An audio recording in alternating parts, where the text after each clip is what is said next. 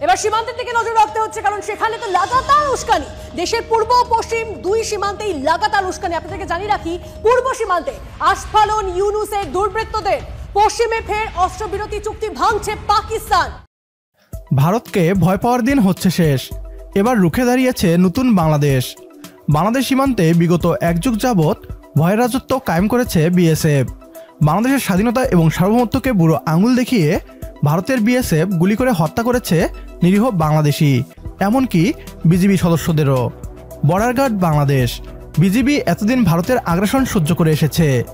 রাষ্ট্র ক্ষমতায় এতদিন ভারতের পুতুল সরকার ছিল, ফলে কাঁধে করে বাংলাদেশিদের লাশ নিয়ে আসা ছাড়া আর কিছুই করার ছিল না। তবে এবার বাংলাদেশের সাথে হওয়া প্রতিটি অন্যায়ের দুগুণ প্রতিশোধ নিচ্ছে বাংলাদেশ। এবার বিজিবি এবং পাকিস্তানের সেনাবাহিনী মিলে ভারতীয় আগ্রাসনের বিরুদ্ধে রুখে দাঁড়িয়েছে। একদিকে বাংলাদেশ সীমান্তে বিজিবি, অন্যদিকে পাকিস্তান সীমান্তে পাক আর্মির অ্যাকশনে পিছটে যাচ্ছে ভারত। বাংলাদেশ সীমান্তে গুলি চালানো তো দূরের কথা, নিজেদের প্রাণ বাঁচাতে হিমশিম খাচ্ছে বিএসএফ নামক গুন্ডা বাহিনী। কিভাবে বাংলাদেশ ও পাকিস্তান একসাথে মিলে ভারতকে চেপে ধরেছে, আর এ নিয়ে কি বলছে পশ্চিমবাংলার মিডিয়া, আসুন তা দেখি। এবার সীমান্তের দিকে নজর রাখতে হচ্ছে, কারণ সেখানে তো লাগাতার উস্কানি। দেশের পূর্ব ও পশ্চিম দুই সীমান্তেই লাগাতার উস্কানি। আপনাদেরকে জানিয়ে রাখি, পূর্ব সীমান্তে আস্ফালন ইউনুসের দুর্বৃত্তদের, পশ্চিমে ফের অস্ত্রবিরতি চুক্তি ভাঙছে পাকিস্তান। গত 6 মাসে সীমান্তে বিএসএফ এর ওপর 877 বার হামলা। ভেবে দেখুন, বিএসএফ এর ওপর 877 বার হামলা।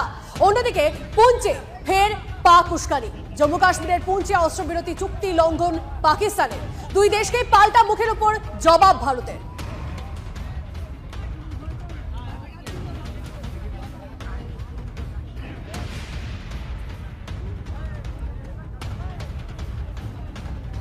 দেখুন, পায়ের তলায় মাটি হারিয়ে ইউনুসের দুষ্কৃতী বাহিনীর লাগাতার আস্ফালন।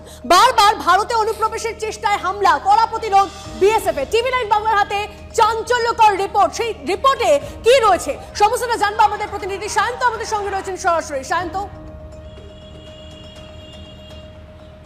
দেখো, দেশের পূর্ব সীমান্ত ভারত বাংলাদেশ সীমান্ত এবং সেই সীমান্তের দক্ষিণবঙ্গ ফ্রন্টিয়ার, যে ফ্রন্টিয়ারের অন্তর্গত নদিয়া, মুর্শিদাবাদ, মালদা সহ দক্ষিণ চব্বিশ পরগনা, উত্তর চব্বিশ পরগনা, এই 5টি জেলা রয়েছে।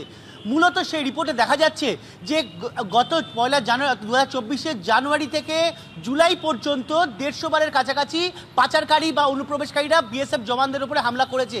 কিন্তু হাসিনা সরকারের পতনের পর, অর্থাৎ গত আগস্ট মাস থেকে ফেব্রুয়ারি মাসের মধ্যভাগ পর্যন্ত 877 বার হামলা হয়েছে বিএসএফ জওয়ানদের ওপরে বিভিন্ন সীমান্তে, বিশেষ করে মুর্শিদাবাদ এবং মালদা সীমান্তে সবথেকে বেশি হয়েছে, প্রায় 65% হয়েছে। জম্মু কাশ্মীরের পুঞ্চ সেক্টর, সেখানে অস্ত্রবিরতি চুক্তি লঙ্ঘন করেছে পাকিস্তান।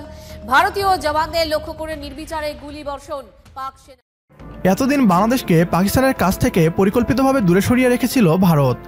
পাকিস্তানের সাথে আমাদের একটি নির্মম অতীত রয়েছে, তবে এর মানে পাকিস্তানের সাথে কূটনৈতিক এবং সামরিক সম্পর্ক গড়া যাবে না, তা হতে পারে না।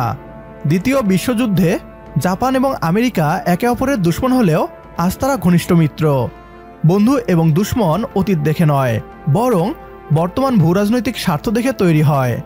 ভারত জানে বাংলাদেশ এবং পাকিস্তান ঘনিষ্ঠ হলে তাদের একক আধিপত্য চ্যালেঞ্জের মুখে পড়বে। ভারত তাই শেখ হাসিনাকে দিয়ে বাংলাদেশকে পাকিস্তানের কাছ থেকে দূরে সরিয়ে রেখেছিল। ফলে সীমান্তে বাংলাদেশ এবং পাকিস্তান উভয়ই আগ্রাসনের শিকার হয়েছে।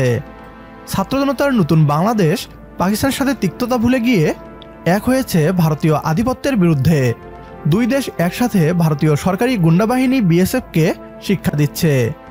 আগ্রাসন তো দূরের কথা, ভারতীয় বিএসএফ এখন দৌড়ের উপর রয়েছে।